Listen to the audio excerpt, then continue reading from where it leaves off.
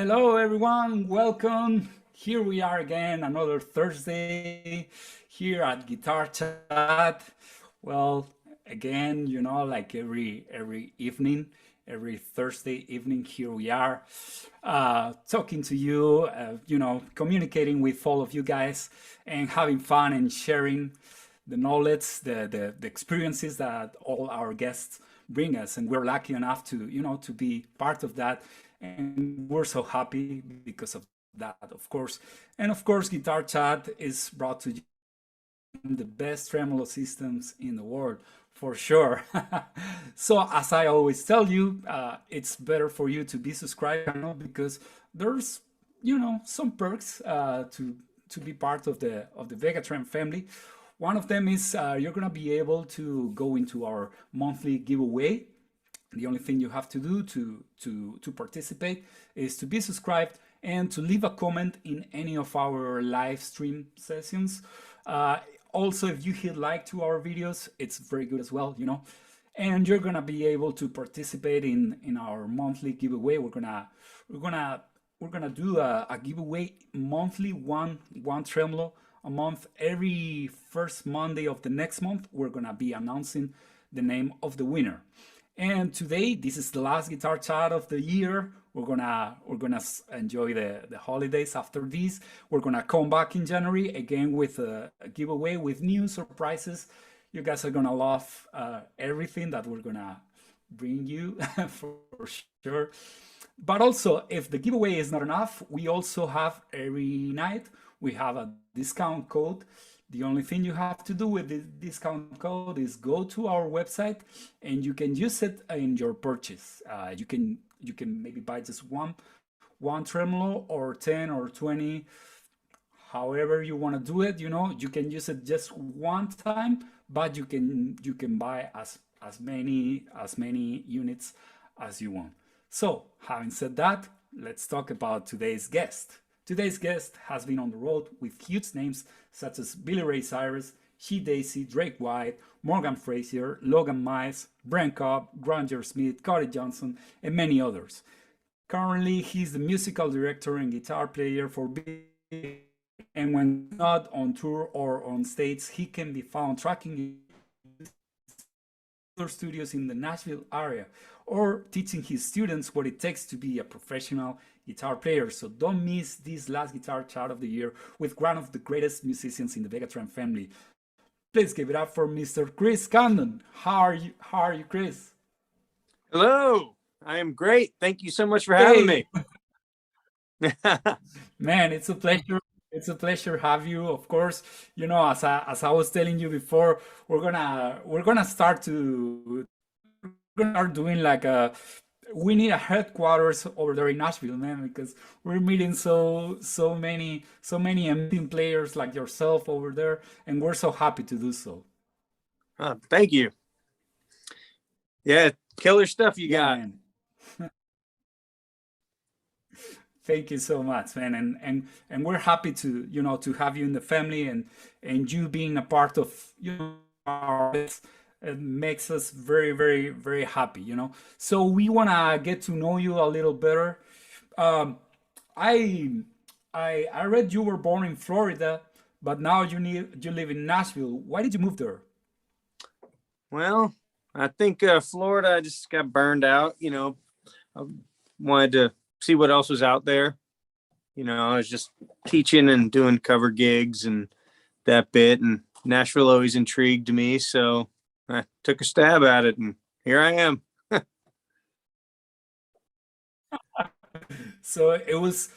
Did you think it was kind of risky? Did you have a lot of people? Did you know a lot of people in Nashville before you moved, or it was something like an adventure? No, it was a total adventure and scary as hell, because I only had like two buddies, my buddy Lee and Marcelo, and that's the only people I knew here. And it was a shot in the dark. Like, I had no plan. I just literally drove up with guitars in my car and an amp and just said, well, we'll figure it out.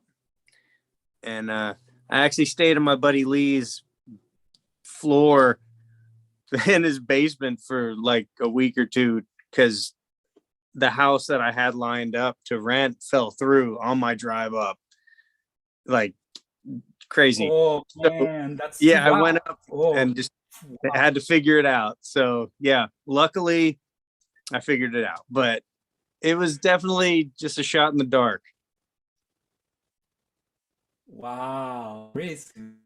That's crazy. I can imagine how it was, but I also wanted to ask you because we started with the Nashville thing, but were you already a professional musician back in Florida? Hello. Oh, sorry. Can you hear me? I Yeah, think it cut out. It cut out. What were you saying? What did you say? yeah, I was asking you if you were already a professional musician before you moved to Nashville, if you were already in Florida, a professional musician. Does that mean I'm a professional now? No, no, no, no. Sorry, I'm sorry. No, Just, I'm asking I'm you. kidding. I'm kidding. I'm kidding. No, Sorry. I guess, yeah, I guess I was a professional, if you want to call it that. I was playing full time, and uh yeah, I was, Okay. I mean, what's professional? I don't know. I'm still not a professional. I don't know what I'm doing. But Oh, yeah, I okay. played full time and made all my money playing music, so I guess that constitutes for being a professional. But Yeah, yeah. I mean, it's very funny, man, because you're telling me you don't consider yourself a professional, yet I see, on the background all the guitars that you have hanging from the walls, and all the gear that you have there. So if you're not a professional, I don't know who is, man.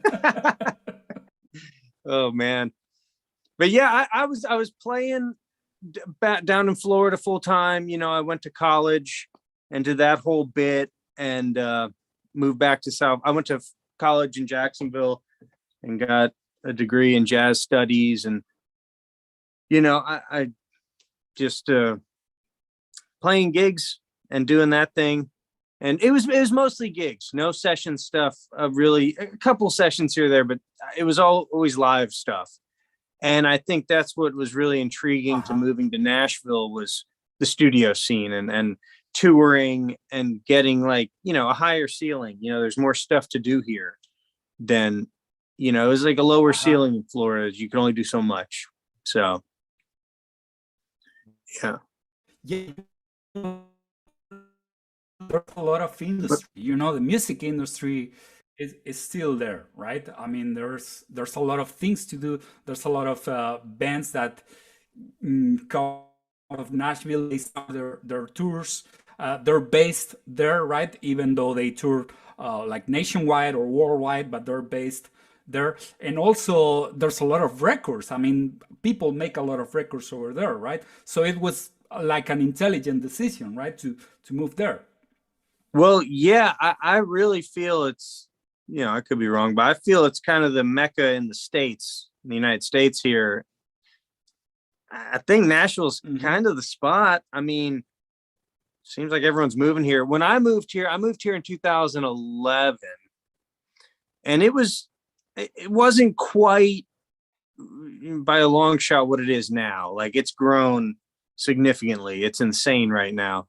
But Nashville's always had Okay. that stigma of like it is Music City. It's where you go to, you know, do Make the it next as a thing. musician. It's the next chapter. So but yeah, Yeah. it's insane the amount of talent here and the amount of music.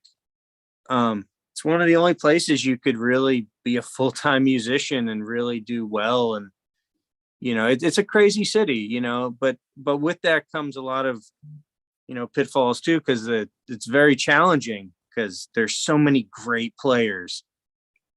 It's but that gets There's you a lot of better because competition. it's tons of competition, but that's Hmm.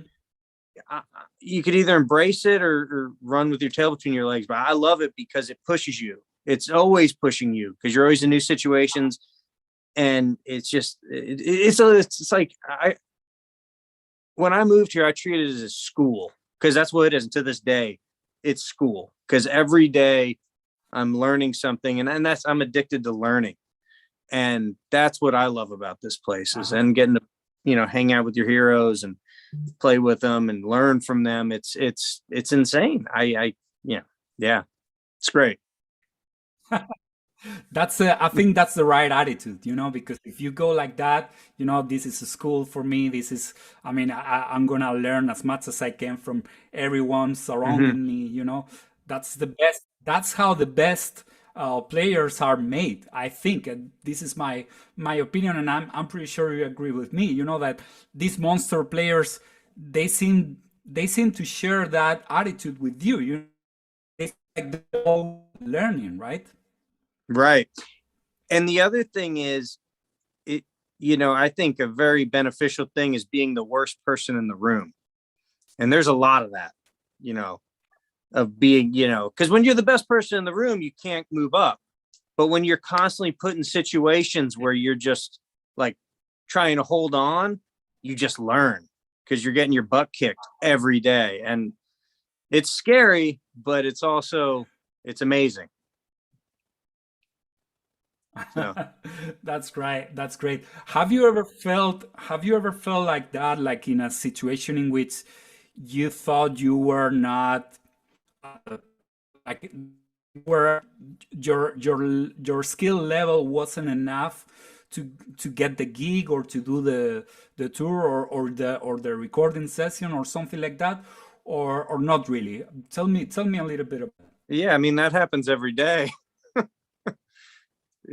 mean, it's, yeah, constantly, I mean, I don't know. I always go into every situation with a little bit of fear in that sense of like, man, am I ready? But you just got to push yourself because you're never going to be ready if you don't just go do it. So I'm just happy to be it. in the rooms I'm in and the gigs I'm on, and just very grateful for it. But Uh-huh. yeah, I mean, every time I do a session or gig, I'm always like, what the hell am I doing here? But yeah, it's working out, I guess. That's awesome, man. I'm pretty sure it is. I'm pretty sure.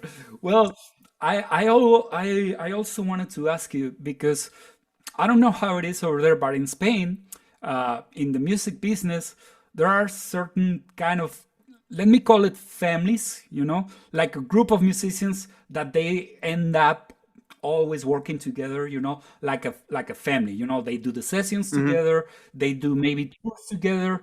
And if you belong to one of those families, you're gonna be all right because you're gonna always have some work to do, right?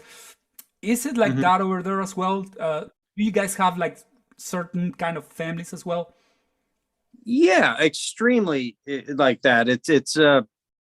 You call it clique, you can call it groups, whatever.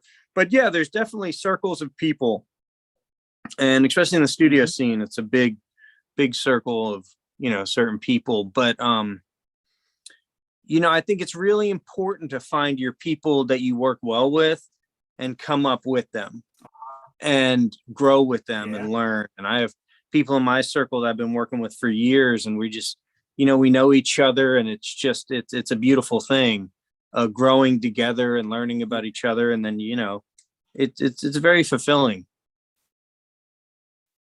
Uh-huh.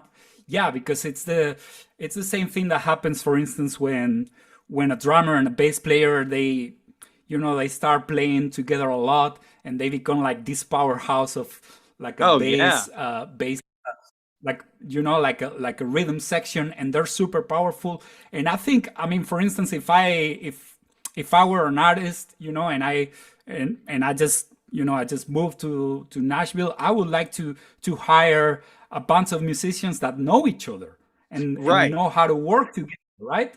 Because that's super important as well, right? It's incredibly important, and there's so much fact to that of people that play together. You can kind of like predict each other's moves, like what the person's going to do.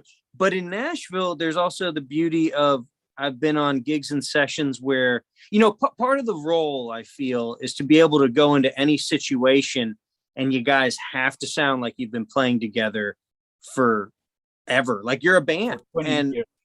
I can't tell you, more times than not, you go into a rehearsal or a session, you never met anyone, and you play, and it's like, wow, this is like we've been playing together forever. And it's just, I think that's where the importance of every piece lies. Like everyone has to pull their weight. And when everyone's just on point, it glues. Cause I think what's so great here is you play with so many different players that you get used to being put in situations and just, okay, let's go off to the races. And you got to make it happen right there. And, that's an amazing thing. That's pretty cool, man. That's awesome. I wanted to ask you, do you still have time to practice on your own, to study, to go to the woodshed and practice on your own, or do you do most of your learning through playing with other people?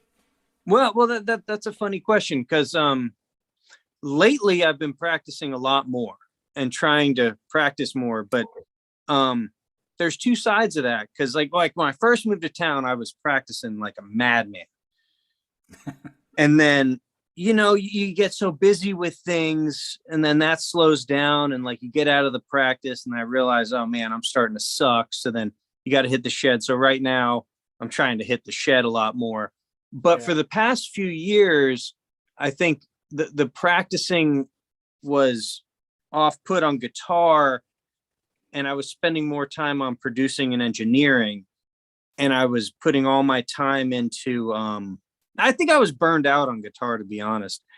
And I was putting all my energy into learning, engineering, being quicker with that, and production tricks, and really immersed in that. Now I'm kind of burned out on that. I'm back to guitar. But there's only so much you can do in the practice room. I mean, you get your chops up, and you can, there's a lot you can do in the practice room, but the real practice, I feel, comes from being put in awkward situations where you have to be put on the spot. You can't practice that. You can't practice for a session. You can't practice for a singer missing a bridge on a gig and you having to, okay, what now? You can't practice for that. That's the experience thing. So I think there's two sides of that. Yes, there's a lot of practicing in the woodshed, and then there's a lot of time on the gig, which is the really important practice.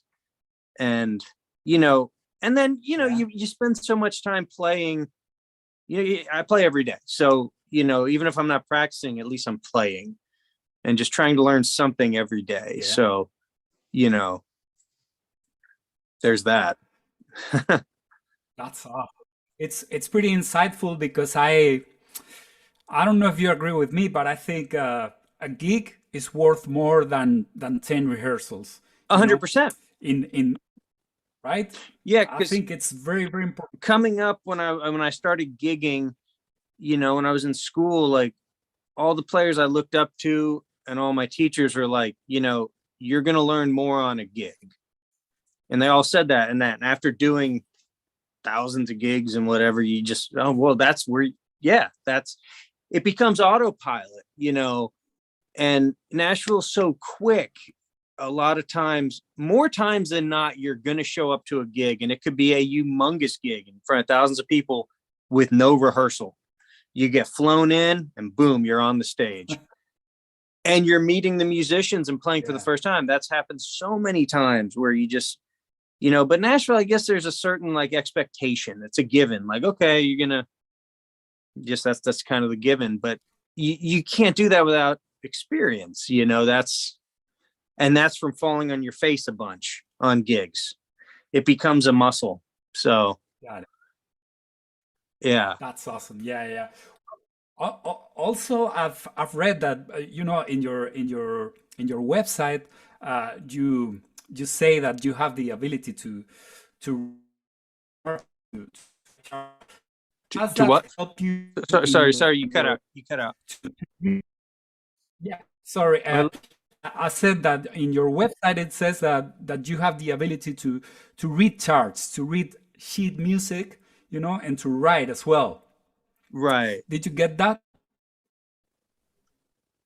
Yeah. Is that full for the for the live live musician, like for instance, if they give you a chart like like in maybe 3 hours notice, are you able to play it correctly with no mistakes? Well, so here's the thing. There's a couple, I guess there's two ways to look at that. There's written notation, and then there's number charts. And so in college, I spent a lot of time on my sight reading. And as soon as I got out of college, I have literally, I think I graduated 2007. And I think I've had one gig since 2007 that I had to read a piece of music. So in Nashville, oh wow, okay, it's all number charts. So here's how it works. If you're on a session, you get the number charts, but there's no music. You're creating. Okay. So the number charts are just a guide to kind of represent the form and the chord structure of the song, and then you fill it in with your parts. Now on a gig, you're going to learn parts, and the number chart is going to be a good cheat sheet for getting through the gig, the form and whatnot. But you do have to memorize the parts. I don't notate those. But yeah, I mean, there's been so many times where you get a last minute call for a gig and you got to chart a bunch of tunes and show up to the gig and just read the charts down. And yeah, that's kind of the cheat code for getting through Nashville is, really getting good with reading and writing charts. But yeah. But I guess it's also a matter of knowing the style, right? Having the vocabulary, the right tone. Because for instance, I know over there you guys play a lot of country music or country pop, or modern country. So you have to know all those little details, right? You have to have some chicken picking chops, I guess, right? And things like that. Yeah, I mean, to fill in correctly. Yeah, I mean, it's all over the map, and it's getting so diversified here with music between rock, pop, country, and whatever country is nowadays. Like when I moved to town, I was, Brent Mason freak. I was like chicken picking Nashville. And now it's, oh yeah, man. It's still, occasionally you get it, and it's coming back more. There's definitely going back more towards the 90s country thing and like, little inflections of that, but it's so diverse now. And a lot of pop guitar and rock guitar, like, Kings of Leon or U2 type guitar is very prominent. And the CCM type guitar is very prominent in Nashville music. So it's a melting pot for sure. And there's a lot of R&B gigs, and it's all over the map. And that's another great thing about Nashville. It's not just country. So yeah. You got to be well rounded. But there's but I guess there's a lot of guitar based music. That's why it's so good, and there's so many amazing guitar players over there, right? Because there's a lot of guitar based music. Well, yeah. I mean, guitar based. I mean, what do you mean guitar based? Like guitar being the focal point? No, I don't mean that. Well, maybe I didn't say it correctly, but at least if you're playing pop, there's gonna be a guitar player. If you're playing like indie rock, there's gonna be a guitar player. Those things. Absolutely, and yeah, and Nashville is definitely guitar city. Like it is guitar. That's the city of guitars. So it's known for that. Well, so that's definitely. That's awesome, man. So let me tell you, well, let me ask you something, because I know you have your own studio. You told me before your whole house is a studio, it's pretty cool. When you're producing something, I guess the guitar part is the last thing you think of, right? Well, you always got to think of the song first. Okay. But when I'm producing, you know, I usually play when I produce here, I'll go down with the band, and it's, you know, it's all a group effort per se. But you Uh-huh. know, the song is first, and you know, I guess the misconception of like sessions and Nashville guitar, it's not like the guitar is not always the focal point. You don't have to be a hot shot. It's not about like, ooh, let me put this here to stand out. I get the biggest role is trying to be invisible, really. Like you're trying just to be a part of the unit. So I guess, you know, guitar is definitely a Yeah. forward instrument in the Nashville scene. But when I'm producing something, you know, I'm just thinking what's best for the guitar, for the for the song, you know. So, you know, sometimes, I mean, if I feel that maybe Uh, electric doesn't even need to be there, I won't even play, you know, because if the song doesn't call for it, it doesn't call for it. I'm not going to try to crowbar something in that doesn't need to be there. So it's always about, you yeah. know, respecting the song first, respecting the artists and the clients' intentions and their vision, and then putting my Uh-huh. ideas into play. And I think that's what makes a client producer relationship work, is if you both see the same end product and you can work together and like give and take. Like you could say, you know, maybe Yeah. this, and they you work with each other. And that's what it's more about. It's not really about guitar. It's never about guitar. You know, it's the icing on the cake. Um, you know, I mean, the biggest thing for guitar is if it's like a great sig lick and it's a part of the song and it really makes it speak. But, you know, I mean, there's a lot of songs that would not exist without the guitar. You know, you got like Sweet Home Alabama, Sweet Child of Mine. It's That's a guitar song. It's like that is, you don't know the lick, you don't know the song. So there's a give and take, but sometimes the guitar isn't the focal point. Uh-huh. And if you're a good producer, you have to be able to tell that difference, right? Because sometimes the song is just the guy singing, you know, and you just the only thing you need to do is be in the pocket, you know, and create a good base for that, right? For that story to be told, right? And that's what a good producer is supposed to do, right? Absolutely. You know, just Hmm. like I said, play for the song, getting the right song with the right artist and getting, you know, all the magic to happen. What kinds of music are you producing these days? I mean, what types of music, what styles of music normally you do on your studio? Well, it's been a lot of country, some Americana. I've done some like hardcore and metal records too. Nice. But mostly it's been you know, in the country realm. Uh-huh. I do a lot of that.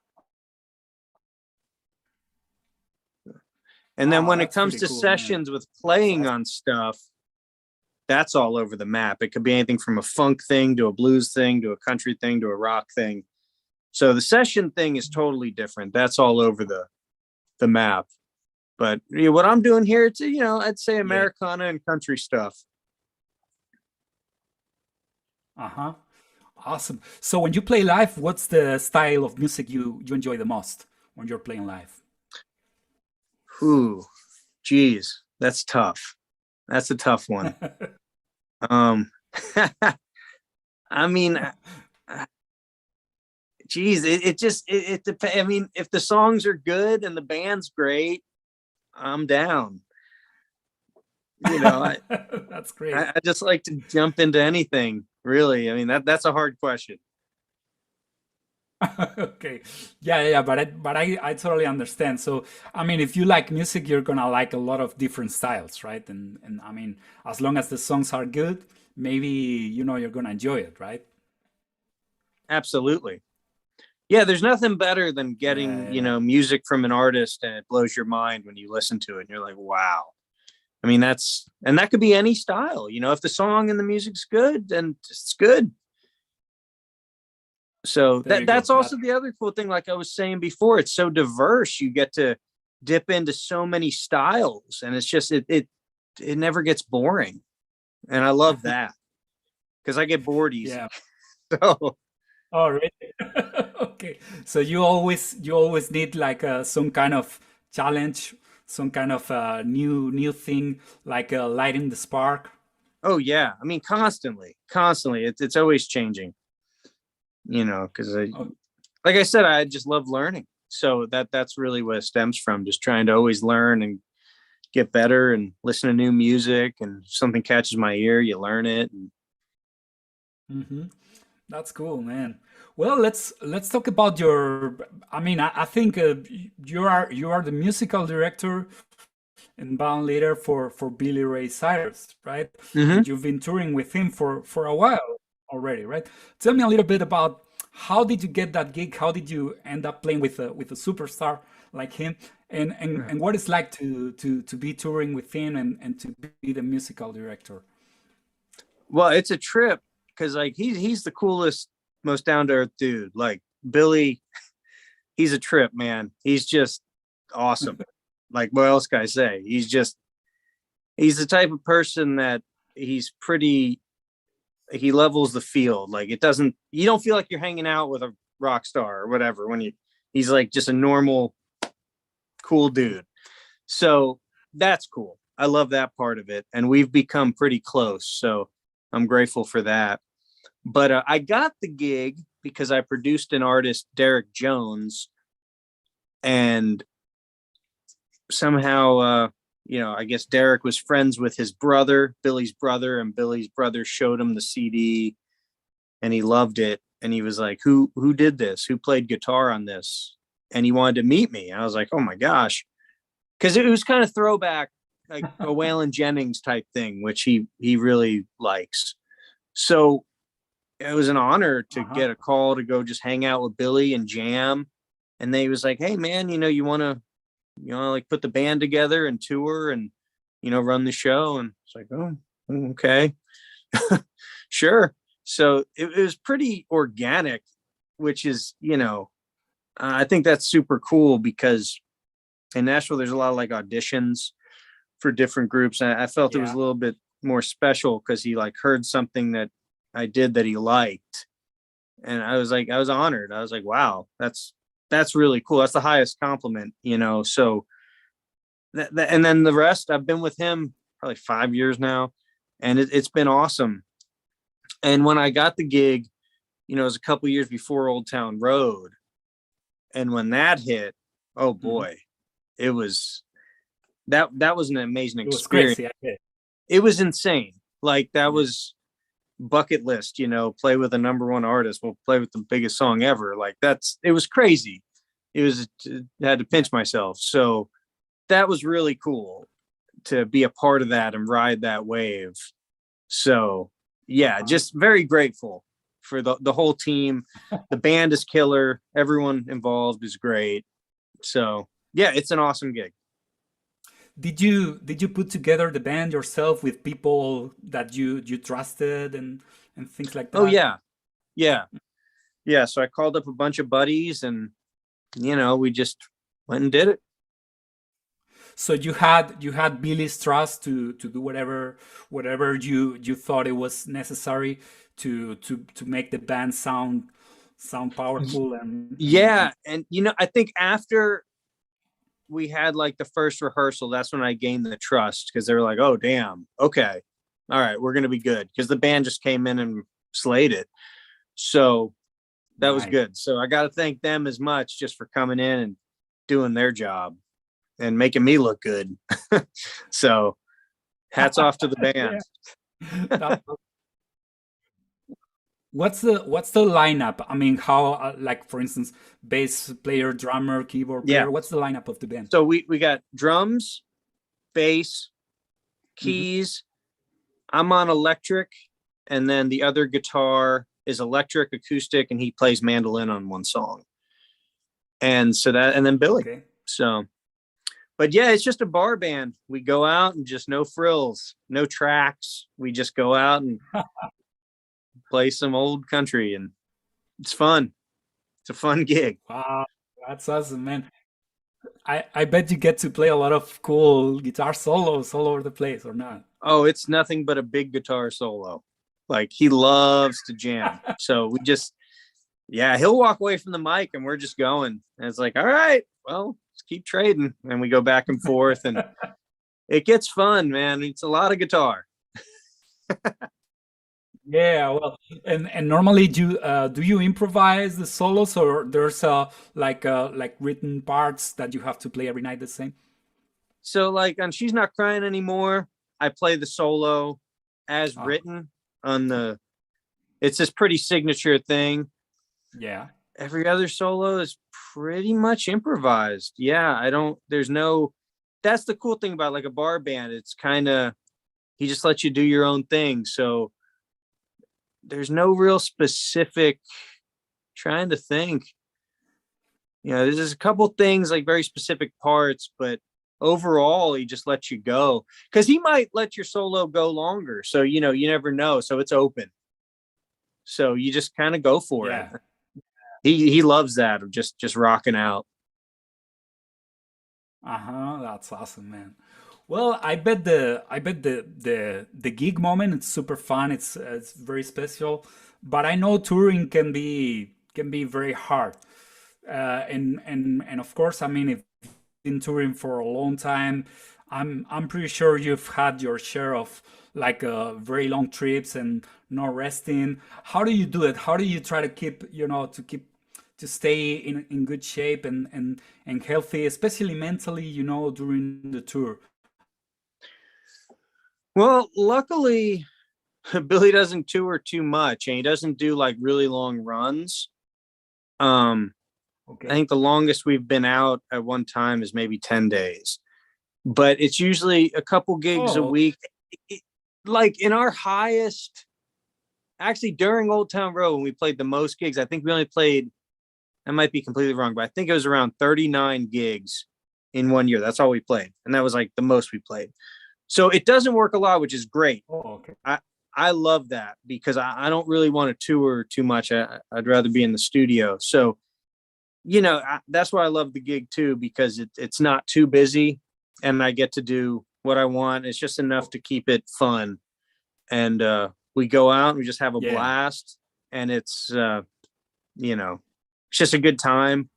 So I'm really grateful for that.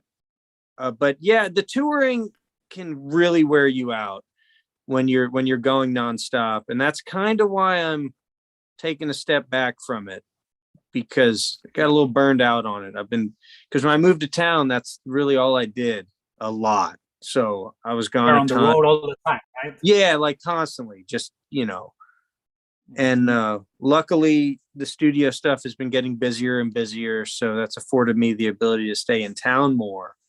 So I'm super grateful for that. But yeah, the touring thing and Billy travels great. So he makes it very comfortable. So that's a blessing. Now, where it really starts to wear you down is when you're, driving across the country in a van and you got to go from city to city with no sleep. And like right after the gig, I go to the next city and you drive through the night. And that gets old real quick.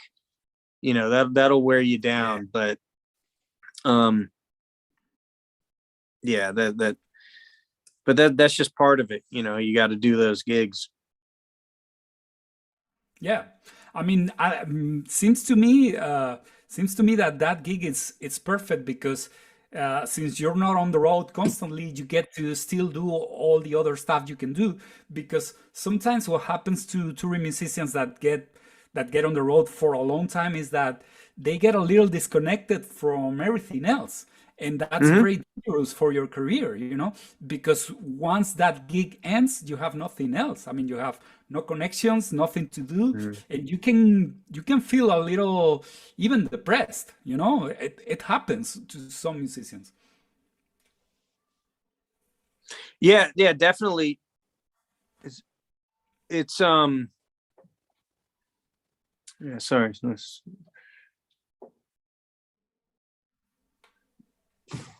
Yeah, the disconnection. I've seen a lot of people that like, they get on a big gig and they just kind of like disappear because you get like absorbed into that. So I mean, it just depends what you want to do, really.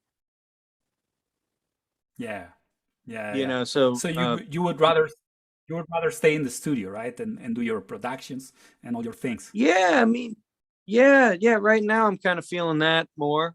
So, that's kind of where my gut's telling me to go. So I'm kind of, I don't know, kind of riding that wave to see what happens. Who knows? Next week I might want to go tour again. I don't know. Okay. Well, whatever, man, whatever makes you happy, that's what you need to do. That's for sure. Well, okay. Let's talk about gear a little bit. So Oh for yeah. instance, when you go to yeah, when you go to a session, uh for instance, if you had to choose, they just let you, or you can just take three guitars with you. Which guitars would you choose if you go to a session? You have to take just three. Well, three. If I had to pick three, so I'd do, a single coil of sorts, like a Tele or a Strat, definitely, and then a humbucker type thing, 335 Les Paul or SG, and then something that has like a Gretsch, like a hollow body, like Gretsch type thing with like the Bigsby and that surfy sound. So I think with those three, that would cover mostly anything that you're going to need. Oh, and then also, if you want to Nice. do like, I'll also bring like a baritone and maybe a 12 string sometimes. That's like the cherry on top. Okay. So yeah. Yeah. Maybe I'd throw a baritone as a third in there. So Oh, like a Tele and a Tele, a 330 or Strat, a 335, and a baritone. You could probably get through. uh-huh. So for instance, when you're tracking, you're doing like layers of guitars. Do you use the Mhm. baritone a lot? Sometimes. Man, that's pretty interesting. Uh-huh. Yeah. Yeah. So To do use you, it for fat because I mean, chords. for fat chords and things like that, right? Fat Oh chords and man, like that's big very, sig licks into double parts, you know. Yeah, it's uh-huh. definitely a handy tool. Yeah. I mean, I have no experience at all with baritone guitars myself, but I was wondering, maybe do you ever have problems with the bass player when you use the baritone? Because maybe he's gonna tell you, "Hey, you're getting in my way," or something like that, or not? Well, yeah, you just got to be aware, not to step on, and Okay. that's part of it, a part of being invisible. You got to listen. And I mean, that's your role to not get in their way, you know. So, Yeah, got it. Uh-huh. Man, that's awesome. That's pretty cool. Very interesting. So what about the amps and pedals and things like that? Do you bring everything you have, or do you just choose normally just well, one amp when you go to the session? I'll tell you right now, I'll show you. So, what I've been using for pretty much 100% of everything for the last 3 months, maybe, and I'm loving it. Let me just, so I got this Rev amp. Where is it? Can I flip this? Oh, yeah. This thing is just, what is that? The Oh, D, or D20. And that thing is just, okay. it's amazing. And that thing, I have a isolated cab downstairs, but I've just been using straight XLR in the back. And it's Got it. got the 2 notes amp sim or cab sim. And I have been loving Yeah. it. Here's my board. This is my studio board. Nice. So I'll bring this out, and this has a bunch of bells and whistles. So I guess signal chain. So we're going in, and it hits a buffer, and that goes into the Cali, into the RC, into the POG, and then the POG goes into this like wah-wah, but I put an expression pedal on it. What is that? And then I believe that Like an goes, hour? well, it's a fixed wah. So if the pedal's not hooked up, what it does is it gives you like a filter. So you put it on and it's just like, it's Got at it. that. So if that's a wah-wah. And then if you put an expression pedal, It's in my bag, but that'll make it like a wah-wah. Got it. So you could use it for, effecty things, a lo-fi type guitar. You can use it for like a cocked wah solo. It's very useful. Cool. That goes into the volume pedal, and that's the through tone. My boy Justin Butler, best volume pedal around.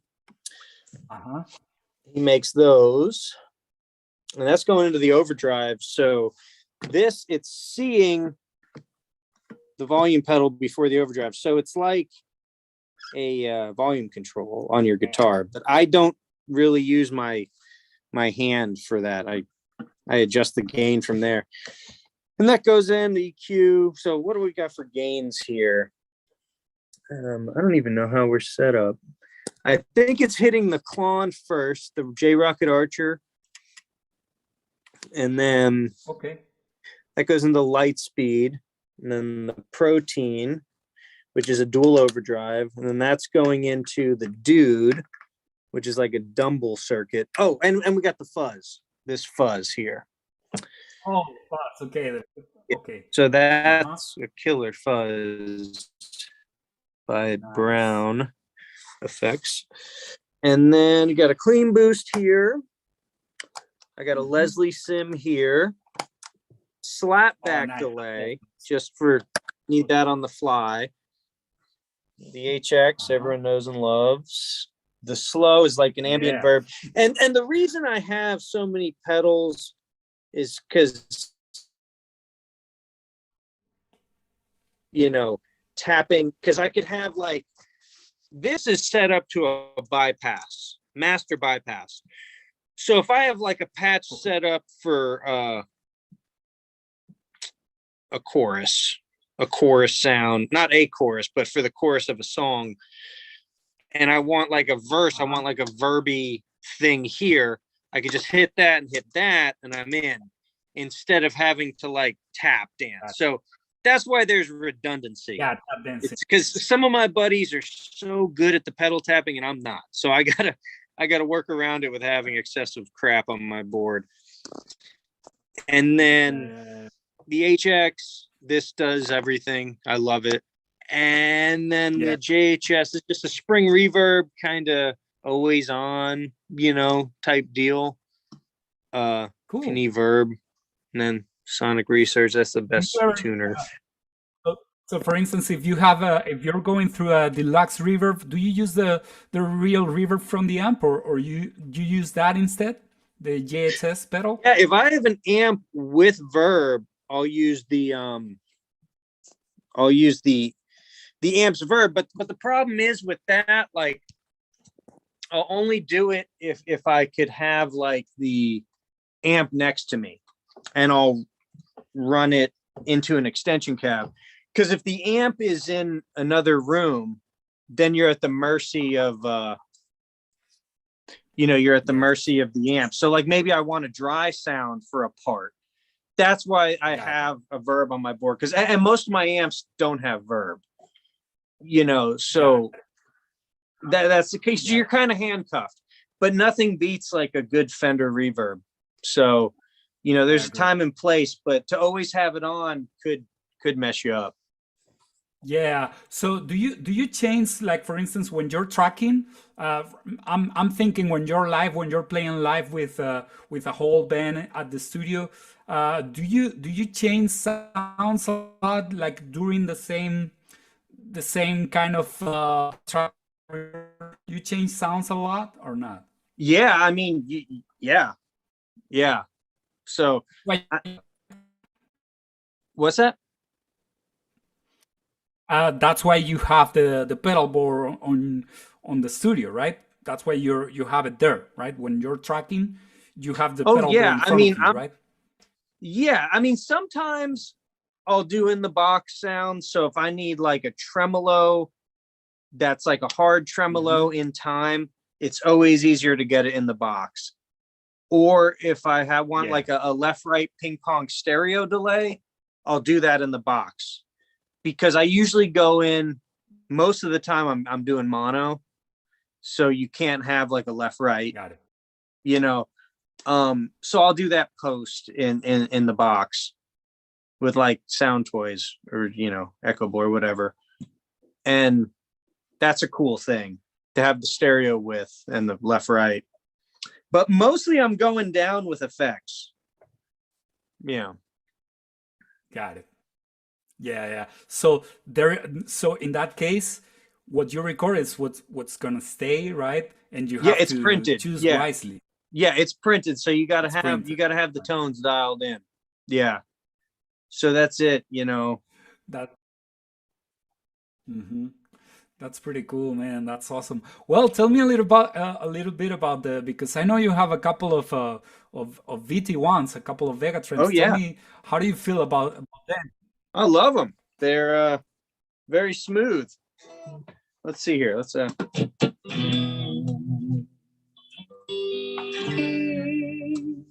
yeah, it just keeps it. It's got a really nice action to it. Man, that tone is amazing.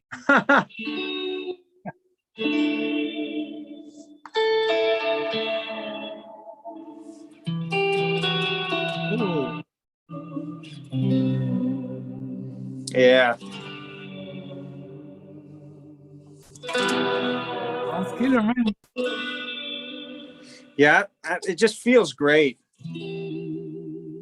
Uh-huh. Yeah. So, what was the first thing you thought when you tried it for the first time? Your The first action. thought when you tried it for the first, the Yeah, how action, smooth it. just the It's the smoothest trem ever I've ever played. Yeah. Yeah. awesome, man. That's pretty cool. It So sounds. yeah, that Which guitar is that? this is just a Strat I built. It's just a parts caster. Nothing fancy. Oh, you put it together by yourself? Yeah, I built a bunch of crappy guitars. That's mostly what I play. Yeah. Yeah. Nah. Yeah, most of my guitars that are not most guitars that are bolt on that I play, I've built. So, Oh, okay. but I've been on a kick with Gibsons and Gretches lately, so I haven't been building a lot. Got it. Got it. So do you normally like spending like $3,000, $4,000 on a fancy guitar, or would you rather build yourself a guitar and then put good pickups and things like that? Well, that's a funny thing. Yes and no. You do Like both things. yeah, because usually I'm pretty cheap, so Okay. I I don't have any real nice stuff, but I did just buy this Gretsch that is amazing, and it was Okay. expensive, but I can't build one of those, and it's unbelievable. So yeah, I mean, So you're I should enjoying get it, nice. right? You're enjoying the Reds as well. Yes, I've got a few pieces lately that you know were a little bit more expensive, but yeah, I mean, I just really like building the guitars, putting them together. I don't build them, but Ah, got- you know, uh-huh. I buy parts and I put them together. It's fun. It's like a hobby. But you know, I'm just Uh-huh. trying So different do you pickups. mess a lot with them? You mess a lot with the guitars. I mean, you're all the time swapping pickups and Oh swapping yeah, like tune. yeah, always. I mean, that's I don't know. I guess that's a side hobby, but I love tinkering with stuff. So Uh-huh. it's a lot of fun. Do you know how many guitars you have right now? Oh boy, it's a lot. I don't know. It's a lot. Too many. Yeah. More than It more than and 10, it's more than 20. yeah, definitely. But it's funny because it's redundant because I keep building guitars for no like I don't know. I don't need seven tellies, but I have seven tellies. Like, I don't know. I give I don't and I still play the same ones, so it's funny to me. Like yeah. So you always have your favorite ones, right? Yeah, and it's funny because I'm really cheap, but I piss my money away. So, you know, there's that. That's awesome, man. That's great. Okay, well, it's time for me to say the discount code for today's Okay. program.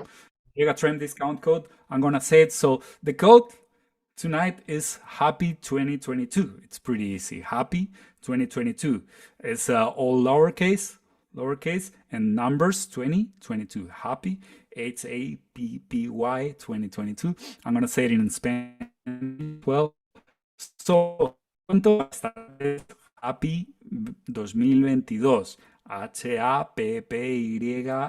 2022. Todo en minúsculas. Okay, that's your discount code. Thanks, man, for playing this.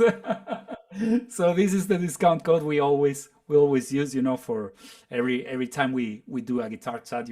We like to say that so people can go to the website, and get the discount, which is very, very nice. Well, tell me a little bit about any upcoming project that you might have that you wanna tell us about, that you're working on lately. Man, let's see here. So, well, I've been working with a few people. I'm excited about this girl, Gracie Shriver, has a single I just did that she's going to be releasing here soon. I'm super pumped about. And Mary Beth Bird. And then my buddy Dew Peddleton. We have a record we're working on. He's going to be, we have a 9 or 10, well, maybe 11 songs. It's going to be when it's done. And he's going to be releasing those. And that's sounding killer. So I'm excited about that. Yeah. But yeah, just a bunch of projects I'm trying to finish up. And then I think next year trying to start working on some of my own stuff just for shits and giggles. But So do you write songs on your own? Do you sing at all, or are you a songwriter? not really a singer. Yeah, I mean, I write stuff. I have a group with my buddy Ryan Pruitt. It's called Atomics, Hmm. ATOMIKS. And it's like a synth wavy, funky thing. And I write the music for that. I don't write lyrics, but I'll produce and write for that and build tracks. So yeah, if I do something, it's probably going to be like an instrumental guitar, whatever thing. So just to have fun, just to do something. Huh. Nice, nice. And any plans on going on the road? What I forgot to ask you, what's the COVID situation over there right now with the whole live music? Are you guys playing? Is there any kind of restrictions or anything like that? Yeah, there's a lot of touring happening and a lot of gigs, and some venues have the mandates of they have to be vaccinated or show proof of vaccinations. So there's that, but it's pretty open. People are playing, people are doing their thing. So as far as Billy, we don't have any dates. There's no dates on the books as of now, but they said Yeah. 2022 there's going to be a lot of bookings, so we'll see. Well, hopefully you guys are gonna go back on the road, and you're gonna keep, of course, producing and doing your stuff at the studio, and we're gonna keep enjoying it as well. I left all your social media links in the description of this video, so for the people watching us, if you guys want to follow up Chris's career and the things that he's gonna be doing in the future, just follow him, because I mean, it doesn't get any better than this, man. This is amazing. We're very happy to have you as an artist, man, as a Vegatrem Oh artist man. in the family. Well, It's great. I'm It's a honored. pleasure. Yeah, I'm honored and so Yeah, man. grateful that you asked me to be a part of this. This is awesome. Yeah, man. Well, any plans of coming to Spain anytime soon? Oh, I wish. We'll see. If Billy books it, I'm Okay. there.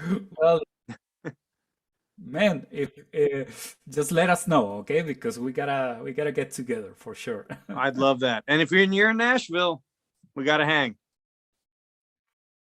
We will, for sure. That's gonna happen sooner or later. I'm sure of that. Well, doing this, and we're gonna wrap it up. Thank you everybody for watching us, for sticking around throughout the whole year. We're gonna finish with this guitar chat, and we're gonna see each other next year in January. So till then, you guys have wonderful, Merry Christmas, Happy Holidays to everyone. The holiday season, be as happy as you can, and with your, with your loved ones, and be safe. That's very important as well. So thank you very much. Till then, be happy and be safe and play a lot your guitar, of course. Bye, Chris. Bye. Thank you so much.